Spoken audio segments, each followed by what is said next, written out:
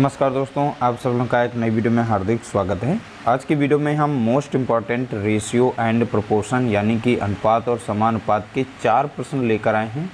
ये पार्ट 1 है।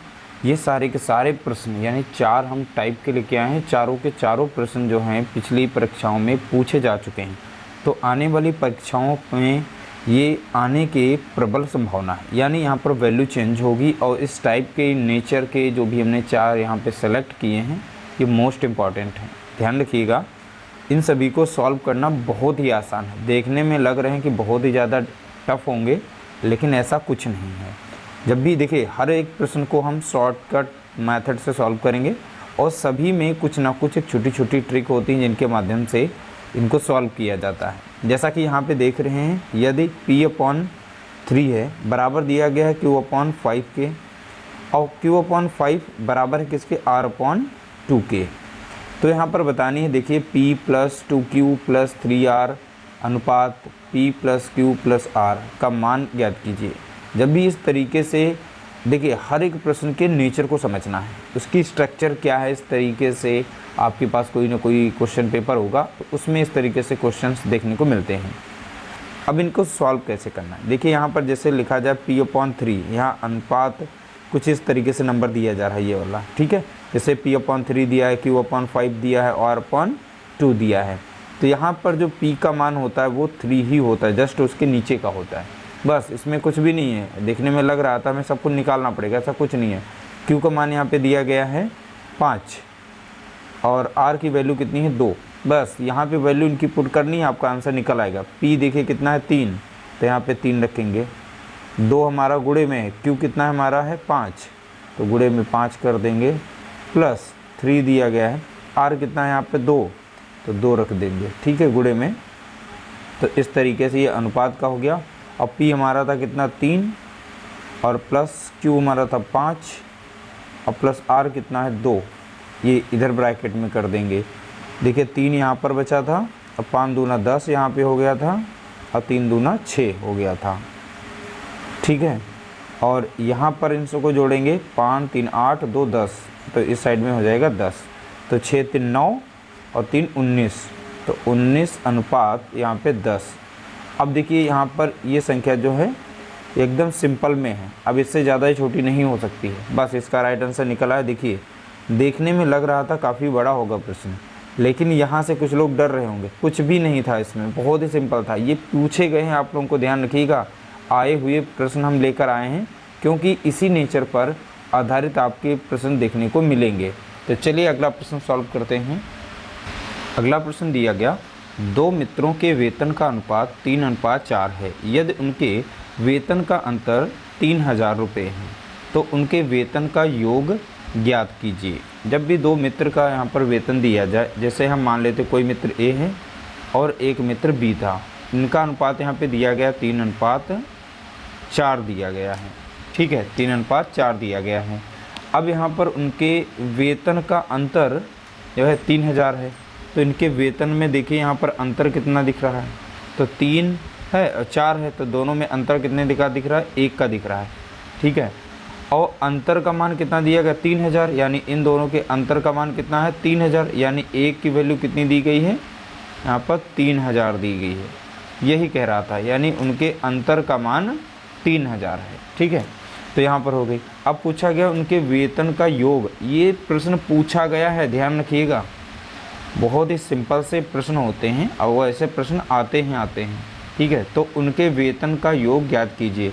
तो वेतन का योग, दोनों के वेतन का योग, तो यहाँ पे 4 3 7 हो जाएगा, ठीक, कितना हो जाएगा 7।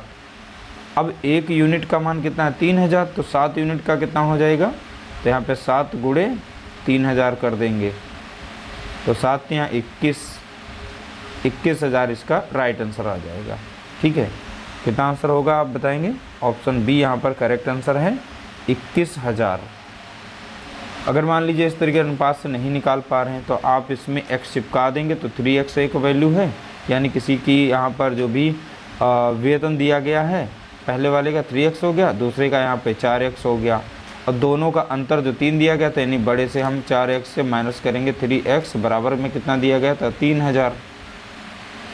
4x से 3x जाएगा तो बचेगा x बराबर कितना हो जाएगा 3000। ठीक है।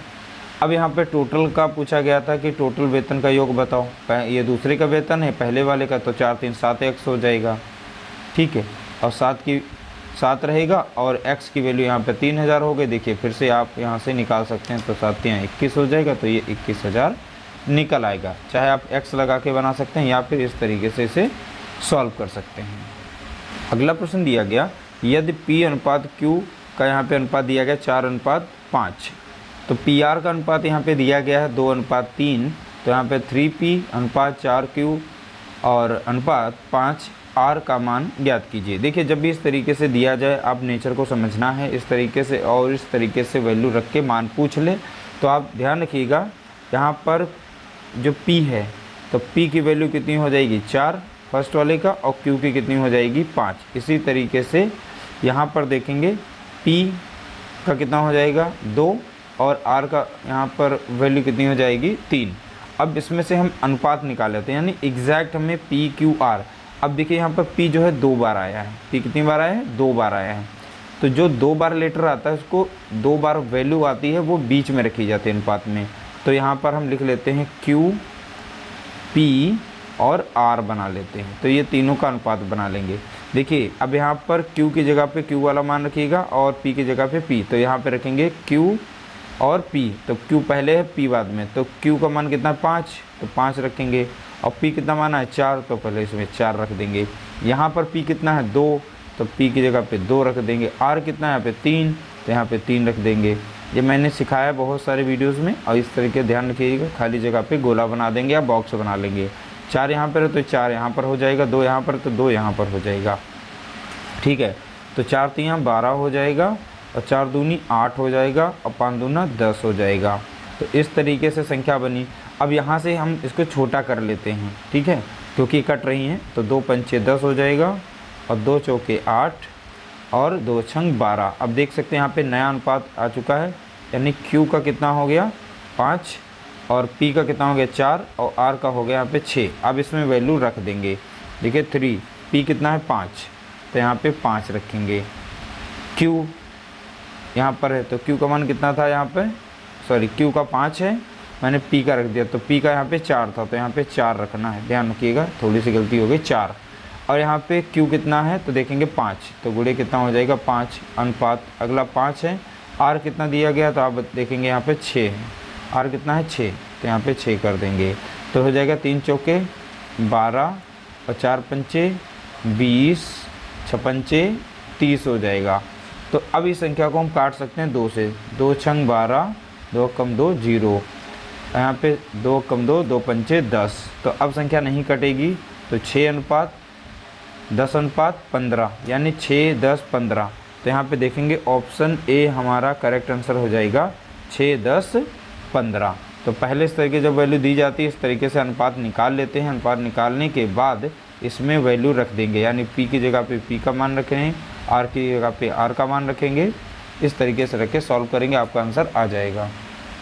अगला दिया गया, देखिए इसमें बोला गया है ST से 20% अधिक है।